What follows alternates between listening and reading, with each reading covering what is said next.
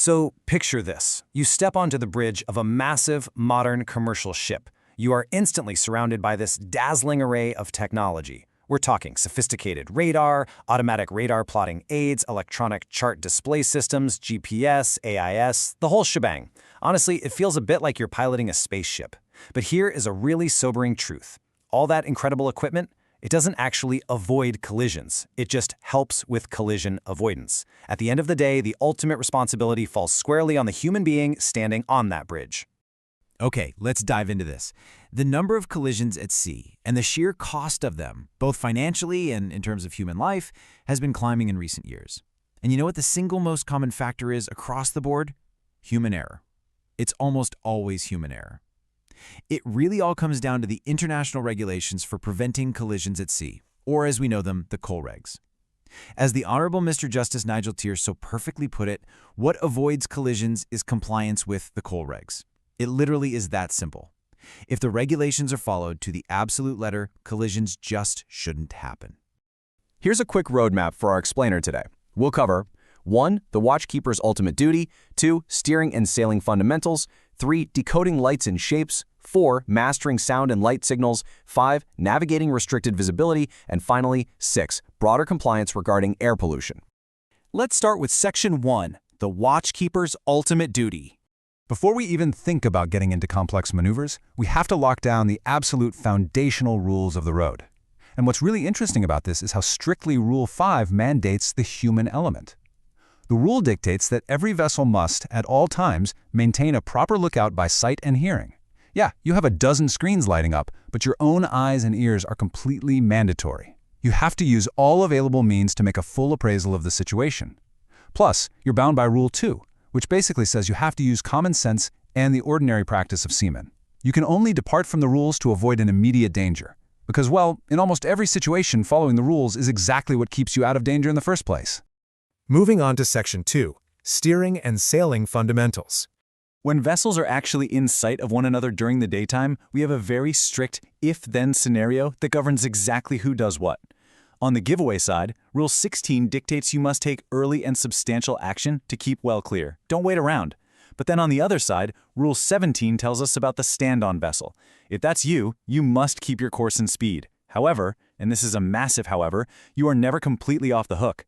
You must be totally prepared to act by your maneuver alone the second it becomes apparent the giveaway vessel is failing to take appropriate action. You absolutely cannot just steer straight into a crash just because you technically had the right of way. So the absolutely crucial point here is knowing what to do when two massive vessels are heading straight for each other. Rule 14 outlines this head-on situation. When two power-driven vessels are meeting on reciprocal courses and there's a risk of collision, both vessels must alter their course to starboard. This ensures they safely pass on the port side of each other. The golden rule here is super simple. If you have any doubt whatsoever as to whether a head-on situation exists, you have to assume that it does and act accordingly. Better safe than sorry, right? All right, Section 3, Decoding Lights and Shapes. When the sun sets, Rule 22 takes over. And you can see right here how the size of the vessel dictates the exact luminous range required for safety. For a massive ship of 50 meters or more, that white masthead light needs to be visible from 6 nautical miles away. But for a smaller vessel, say between 12 and 50 meters, the masthead requirement drops to 5 miles. Understanding this scale is so important because it gives other vessels plenty of time to react, which is absolutely crucial when you remember that it can take a massive cargo ship several miles just to come to a complete stop. Now, during the day, we swap out those lights for black shapes, which are detailed in Annex I. And these aren't just random loose symbols. Their exact measurements are strictly codified. A ball has to be at least 0.6 meters in diameter. A cylinder must be 0.6 meters wide and twice as high. A diamond is literally just 2 cones sharing a common base. Seafarers are highly practical people, right? Spotting and identifying these shapes from afar tells a watchkeeper exactly what kind of restricted maneuverability they're dealing with. For example, a vessel that is proceeding under sail but is also being propelled by machinery, their motor sailing, must exhibit a conical shape pointing downwards. Section 4, Mastering Sound and Light Signals. Let's start with the basics from Rule 32. This is essentially the Morse code of the sea, used for maneuvering and warning when vessels are actually inside of one another. A short blast is defined very clearly. It is a whistle blast of about 1 second's duration. It's sharp, it's distinct, and it's urgent. In contrast to that, a prolonged blast lasts anywhere from 4 to 6 seconds. The auditory difference between the two is completely unmistakable. And considering a modern ship's horn can reach up to 143 decibels, you will absolutely feel a prolonged blast right in your chest. That is entirely by design, so there is zero confusion out there on the open water. Now let's look at how we actually combine these blasts under Rule 34 for maneuvering. One short blast means I am altering my course to starboard. 2 short blasts mean I am altering my course to port. 3 short blasts communicate I am operating astern propulsion, which basically means I'm going in reverse. But the final rapid signal is perhaps the most critical one to remember. At least 5 short and rapid blasts. This is the universal signal for doubt or danger. You use this when a vessel fails to understand the intentions of another or if you doubt sufficient action is being taken to avoid a collision. Section 5. Navigating restricted visibility. Okay, let's slow down for a second. Imagine thick fog suddenly rolling right over the bridge. You can't see a thing. Well, Rule 19 dictates that when you cannot visually see the other ship or its navigation lights, the rules change completely. There are no stand-on or giveaway vessels anymore. Every single vessel must take action. You must proceed at a safe speed and, crucially, a power-driven vessel must have her engines ready for immediate maneuver. You are heavily reliant on your radar now. So, if your radar detects another vessel, you have to figure out if a close-quarter situation is developing. If you do need to alter your course, Rule 19 comes with some extreme cautions. First, avoid altering your course to port for a vessel forward of the beam. Second, avoid altering your course towards any ship abeam or abaft the beam. And if a risk of collision exists with a vessel you hear forward of your beam, you must reduce your speed to the absolute bare minimum, take all your way off if necessary, and navigate with extreme caution until the danger is fully over. Finally, Section 6, Broader Compliance and Air Pollution.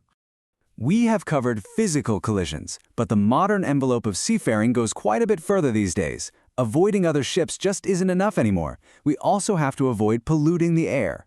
The framework governing this is MARPOL Annex 6. This is the International Maritime Organization's regulation that strictly controls air pollution from ships. We're talking about capping sulfur oxides, nitrogen oxides, particulate matter, ozone-depleting substances, and increasingly greenhouse gas emissions. Notice how aggressively this environmental framework builds up over time. Back in 2000, Tier 1 limits for nitrogen oxides were established for new keels. Then in 2013, the Energy Efficiency Design Index became mandatory, which set CO2 limits for new ship designs. A massive shift happened in 2020 when the global sulfur cap dropped drastically from 3.5% down to just 0.5% outside of emission control areas. And most recently, in 2023, efficiency limits were officially applied to existing ships as well. To really understand this modern compliance, we need to clarify 2 key terms. On the left side, we have EXI. This is a one-off, design-based technical assessment. Basically, you test it once and you are done. But on the right is the CII, the Carbon Intensity Indicator. This is an ongoing annual operational rating from A to E, and it's based on the grams of CO2 emitted per deadweight mile. This requires constant, active monitoring of your fuel consumption. So, we have journeyed from the strict visual and auditory collision rules to the complex world of modern emissions ratings. Whether it's sounding 5 short blasts to warn of danger, spotting a cone shape on the horizon, or tracking your carbon intensity indicator, the overarching theme here is strict, unwavering compliance. Which leaves us with a final question for you to ponder today. You know the rules to avoid collisions and pollution, but are you actively applying them to every single watch? Keep learning, stay vigilant out there, and thanks for joining me on this explainer.